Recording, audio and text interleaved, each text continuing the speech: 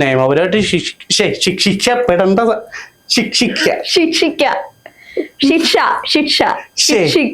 മറ്റേത്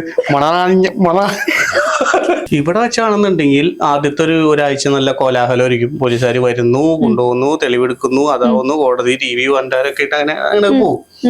കുറച്ച് കഴിയുമ്പോൾ പിന്നെ ഒരു അനക്കം ഉണ്ടാകത്തില്ല. ഇവിടുത്തെ ഓൾമോസ്റ്റ് പല കേസും അങ്ങനെയാണ്.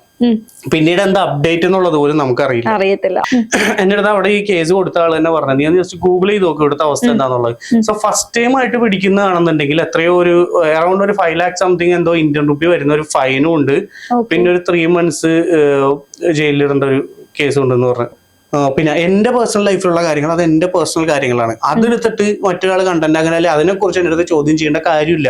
എന്റെ വീഡിയോസ് കാണാൻ വേണ്ടിയാണ് ഇൻസ്റ്റാഗ്രാമിലും യൂട്യൂബിലൊക്കെ ആയിട്ട് ഫോളോ ചെയ്യണത്, കാണുന്നത്. അത് കാണുക, അതിനോ എന്തെങ്കിലും പറയാണ്ടെങ്കിൽ ആ അഭിപ്രായം പറയാ, പോവാ.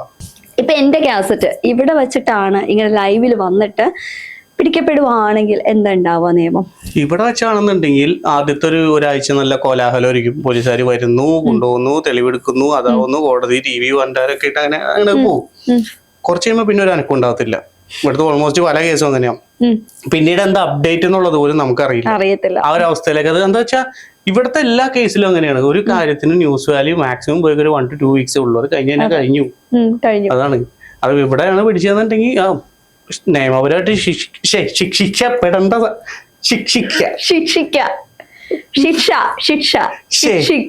മറ്റേത്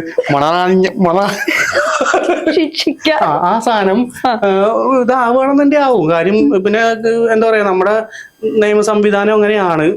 എന്താ പറയാ, കൃത്യമായിട്ടുള്ള തെളിവുകളും കാര്യങ്ങളൊക്കെ ആയിട്ടുണ്ടെങ്കിൽ ഇപ്പൊ എല്ലാരെയും വെറുപ്പിച്ചിട്ടൊക്കെയാണല്ലോ. അതിന്റെ പേരിൽ എന്തായാലും പണി കിട്ടും ഇവിടെ ആയിരുന്നെങ്കിൽ. ഇനി അവിടത്തെ കേസാണെന്നുണ്ടെങ്കിൽ ഞാനിത് ജസ്റ്റ് ഒന്ന് സെർച്ച് ചെയ്തപ്പോഴേക്കും എന്റെ അടുത്ത് അവിടെ ഈ കേസ് കൊടുത്ത ആൾ തന്നെ പറഞ്ഞത്, ഞാൻ ജസ്റ്റ് ഗൂഗിൾ ചെയ്ത് നോക്കി ഇവിടുത്തെ അവസ്ഥ എന്താന്നുള്ളത്. സോ ഫസ്റ്റ് ടൈം ആയിട്ട് പിടിക്കുന്നതാണെന്നുണ്ടെങ്കിൽ എത്രയോ അറൌണ്ട് ഒരു 5 lakh സംതിങ് എന്തോ ഇന്ത്യൻ റുപ്പി വരുന്ന ഒരു ഫൈനും ഉണ്ട്. പിന്നെ ഒരു 3 months ജയിലിലിടേണ്ട ഒരു കേസ് ഉണ്ടെന്ന് പറഞ്ഞു. അവിടെയാണെന്നുണ്ട്. പക്ഷെ അതൊക്കെ അതിലേക്കൊക്കെ എത്തുമെന്നുള്ള എനിക്കിപ്പോ ഡൗട്ടാണ്. ലൈവില് വന്നേക്കുന്നതുകൊണ്ടല്ലേ ഇപ്പൊ ഡയറക്റ്റ് ഒരു തെളിവ് പോലെ ഇത് ആയിരിക്കും. പക്ഷെ പുള്ളിക്ക് ഇപ്പോഴും അവിടെ ഒരു കുഴപ്പമൊന്നുമില്ല. ഇല്ല, സിമ്പിളായിട്ട് നടക്കുന്നു. എന്തൊക്കെയോ ആള് നേരിട്ട് കണ്ട ആൾക്കാർ എന്തൊക്കെയോ പ്രശ്നമൊക്കെ ഫേസിൽ തോന്നുന്നുണ്ടെന്ന് പറഞ്ഞു. പക്ഷെ എനിക്കറിയില്ല, ആള് നല്ല കൂളായിട്ട് ഈ 2 ദിവസം മുമ്പ് വീഡിയോ ചെയ്തു. വീഡിയോന്ന് പറഞ്ഞപ്പോ ഞാൻ ആ വീഡിയോ വേറെ അക്കൗണ്ടും എടുത്തു തോന്നുന്നു അല്ലേ? അല്ല, ആളുടെ അക്കൗണ്ടിൽ ആളെ വീഡിയോ ഇട്ടിട്ടില്ല. സ്വന്തം അക്കൗണ്ടിലല്ല, വേറെ അക്കൗണ്ട്. അത് ഹാൻഡിൽ ചെയ്യുന്ന ഒരു പയ്യനാ. അപ്പൊ അവനെ കൊണ്ടാണ് വീഡിയോ ഇടിപ്പിക്കണെന്നൊക്കെയാണ് പറഞ്ഞു കേട്ടത്. എനിക്കത് വലിയ വ്യക്തമായിട്ട് അറിയില്ല കാര്യം. ഇവരൊക്കെ നമ്മള് അങ്ങോട്ട് കണക്റ്റഡ് ആയിട്ടുള്ള ആൾക്കാരാ. പിന്നെ ആവശ്യമില്ലാത്ത കാര്യങ്ങൾ ചോദിക്കാൻ പോകണത്. പക്ഷെ എന്റെ കാര്യത്തിൽ എനിക്കൊരു തീരുമാനം, എന്റെ കാര്യത്തിൽ എനിക്ക് തീരുമാനമായി കിട്ടി. തന്നതും കിട്ടിയതൊക്കെ കൊള്ളാം, നല്ല തിരുപ്പതിയായി. ഇനിയിപ്പോ ഹക്കീം എല്ലാം കഴിഞ്ഞ് തിരിച്ച് നാട്ടിലേക്ക് വരുവാണെങ്കിൽ, വന്നിട്ട് പിന്നെ സൗഹൃദം കൂടാൻ വരുവാണെങ്കിൽ എന്തായിരിക്കും? ഹക്കീം എന്തായാലും ഇനി ഒരു കമ്പനി കൂടാനോ കാര്യത്തിന് വരുമെന്ന് എനിക്ക് തോന്നുന്നില്ല. വന്നാലും ഞാൻ ഹായ് ബൈ അത്രേ ഉള്ളു. ആ ഒരു ബന്ധം മതി. ഇനി അതിന്റെ ആവശ്യമില്ല. കാര്യം നമ്മൾ ഒരാളെയൊക്കെ നല്ല ഫ്രണ്ടായിട്ട് കണ്ടിട്ട് നമുക്ക് അവസാനം കൂടുതൽ ഇമാരി പണി തന്നൊക്കെ അറിയുമ്പോൾ ഒരു വേണ്ട. പിന്നെ നാട്ടിലേക്ക് വരും എന്നുള്ളത് എനിക്ക് തോന്നുന്നില്ല കേട്ടോ. ഇപ്പോഴത്തെ വെച്ചിട്ട് എനിക്ക് തോന്നുന്നില്ല നാട്ടിലേക്ക്. ആ ഒരു പിടുത്തൂല്ല. എന്നെ കഴിഞ്ഞ കൊല്ലമാണ് ഞാനായിട്ട് അവൻ കണക്ട് ആവുന്നത്. ആ സമയത്താണ് ഈ മറ്റേ എന്താ പറയാ, ആ ഒരു കോളേജിന്റെ ബാംഗ്ലൂരിലെ കേസിന്റെ ആ വീഡിയോ ഇടണേക്ക് കുറച്ച് മുമ്പാണ് ഞങ്ങള് കമ്പനി ആയത്. അതിനുശേഷമാണ് ഈ സാധനം ഇട്ടപ്പോഴേക്കും പുള്ളി ഞാൻ കയറിപ്പോയത്. അതിനുമ്പോ എന്തോ വേറെ എന്തൊക്കെയോ ഒരു വീഡിയോ ചെയ്ത് ഇതായിരുന്നു. ആ ഒരു UK കണ്ട് ഒരു വിസ തട്ടിപ്പിന്റെ കേസ്. കുറെ സീൻ അങ്ങനെ പറയുന്നുണ്ടല്ലോ, വിസ തട്ടിപ്പും കുറെ കാര്യങ്ങളൊക്കെ. വിസ തട്ടിപ്പൊന്നും നമ്മൾ എടുക്കാതെ വിസ തട്ടിപ്പിന്റെ വീഡിയോസ് ഒക്കെ ചെയ്യാൻ അതിന് മാത്രം നേരം ഒരുപാട് തട്ടിപ്പ് ഞങ്ങൾക്ക് തന്നെ പണി കിട്ടിയിട്ടുണ്ട്. ഞാനിപ്പോ ഈ പറഞ്ഞ പോലെ കുറച്ച് ആൾക്കാർ ഇങ്ങനെ വന്നിട്ട് ജോബ് ഉണ്ടോ എന്നൊക്കെ യൂറോപ്പിലുള്ള സമയത്ത് ചോദിക്കുമ്പോഴേക്കും ഞാൻ 2-3 ടീമിനെ ഏൽപ്പിച്ചു കൊടുത്തിരുന്നു. അവന്മാരാരും പറ്റിച്ച്. പക്ഷെ ഇതുവരെ ക്യാഷ് ഒന്നും ആരെ കൊടുക്കാൻ അങ്ങനെ പ്രശ്നങ്ങളൊന്നും ഇല്ല. എല്ലാം ഇവര് തന്നെ സെറ്റിൽ ചെയ്ത് കാര്യം അവർക്കും അറിയാം ഞാനിതില് ഒരു ഇൻവോൾവ്മെന്റും ഇല്ല എന്നുള്ളത് നന്നായിട്ട് അറിയാം. അപ്പൊ എല്ലാവരുടെ അടുത്തും ഈ പറഞ്ഞ പോലെ സംസാരിക്കാറുണ്ട്. ഞാൻ കണക്റ്റഡ് ആണ്.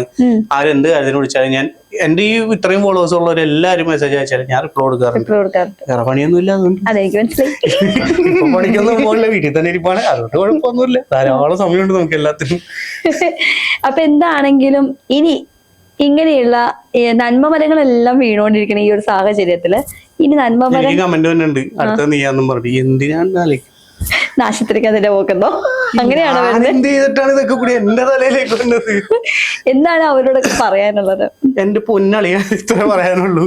ഞാനായിട്ട് ഒരാളെയും ആവശ്യമില്ലാതെ ഉപദ്രവിക്കാറില്ല, ആരും പേഴ്സണൽ ലൈഫിൽ കയറി കളിക്കാറില്ല, ആരെങ്കിലും എന്തെങ്കിലുമൊക്കെ തെളിവ് ടിപ്പ് എക്സ്പോസ് ചെയ്യാന്ന് പറഞ്ഞ് ചാടിക്കയറി ഇതാക്കാറില്ല. ഞാനൊരു 2 സൈഡ് നോക്കാറുണ്ട്, അല്ലെ അവരോട് സംസാരിക്കാറുണ്ട്. എന്താ അങ്ങനെ കണ്ടന്റ് ചെയ്യാനാണെങ്കിൽ എനിക്ക് നമ്പർ ഓഫ് കണ്ടന്റ് ഉണ്ട്. ഡെയിലി ഒരു 10 വീഡിയോ ഉള്ള സാധനം എന്റെ ഇൻസ്റ്റയിൽ തന്നെ വരുന്നുണ്ട്. ഇതൊന്നും ചെയ്യാറില്ല. അപ്പോ പിന്നെ എന്റെ പേഴ്സണൽ ലൈഫിലുള്ള കാര്യങ്ങൾ അത് എന്റെ പേഴ്സണൽ കാര്യങ്ങളാണ്. അതെടുത്തിട്ട് മറ്റൊരാൾ കണ്ടന്റ് അങ്ങനെ അല്ലെ അതിനെ കുറിച്ച് എന്റെ അടുത്ത് ചോദ്യം ചെയ്യേണ്ട കാര്യമില്ല. എന്റെ വീഡിയോസ് കാണാൻ വേണ്ടിയാണ് ഇൻസ്റ്റാഗ്രാമിലും യൂട്യൂബിലൊക്കെ ആയിട്ട് ഫോളോ ചെയ്യണത് കാണുന്നത്. അത് കാണുക, അതിനോ എന്തെങ്കിലും പറയാണ്ടെങ്കിൽ ആ അഭിപ്രായം പറയാ പോവാ, അത്രേ ഉള്ളൂ. അല്ലാതെ പേഴ്സണൽ ലൈഫിൽ ഞാൻ എന്തായാലും മറ്റേ ഇവനൊക്കെ ചെയ്ത പോലത്തെ സാധനങ്ങൾ ആ പരിപാടിയൊന്നും എനിക്കില്ല. അങ്ങനത്തെ ഒരു സാധനം എനിക്കില്ല. എനിക്ക് 100% എനിക്ക് നല്ല ഉറപ്പുണ്ട്. അതുകൊണ്ട് ആ കാര്യത്തിൽ അതുകൊണ്ട് പേടിക്കേണ്ട കാര്യമില്ല. അതുകൊണ്ട് പേടിക്കേണ്ട കാര്യമില്ല. കാര്യം അത് അത്രയും വലിയ ക്രൈമും കാര്യങ്ങളൊക്കെ ഒന്നും പോകുന്നില്ല. പിന്നെ ആകെ ഉള്ളത് എന്തുവാ, കുറച്ച് അമ്മനെ അടിച്ച് ചോളടിച്ച് ഇങ്ങനെ നടക്കും, എന്തെങ്കിലുമൊക്കെ പെടലത്തര വെളിയിലൊക്കെ പോയി പറയത്രേ ഉള്ളൂ. അതൊരു തെറ്റാണോ രാമൻകുട്ടി? അല്ല രാമൻകുട്ടി, തെറ്റിയാത്ത ആരുള്ള രാമൻകുട്ടി?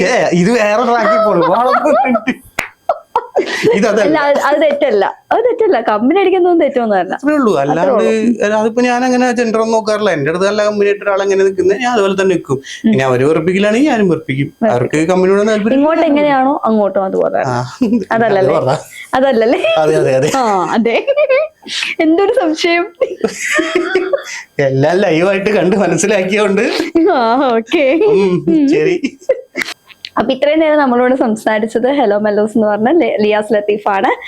എന്തായാലും നമുക്ക് എന്റെ കാസറ്റിന്റെയും മറ്റു പല വിശേഷങ്ങളും നമ്മളിപ്പോ ഇതിലൂടെ സംസാരിച്ചു. ഇനി എന്താകുമെന്ന് കണ്ടു തന്നെ അറിയാം. സംസാരിച്ചു പോയി എല്ലാരും സംസാരിച്ചു പോയി. എന്താണ് നമുക്കിനി അറിയത്തില്ല, അവസ്ഥ എന്താണെന്ന് അറിയില്ല. അറസ്റ്റിലായതും പറയുന്നുണ്ട്, അറസ്റ്റിലായില്ല എന്നും പറയുന്നുണ്ട്. എന്തെങ്കിലും ആവട്ടെ, അത് അതിന്റെ വഴിക്ക് പോകട്ടെ. അതെ അതെ തീർച്ചയായും കാണാനും പറ്റി, മീറ്റ് ചെയ്യാനും പറ്റി. അപ്പൊ ലിയാസ് ലത്തീഫ് നന്ദി. Thank you.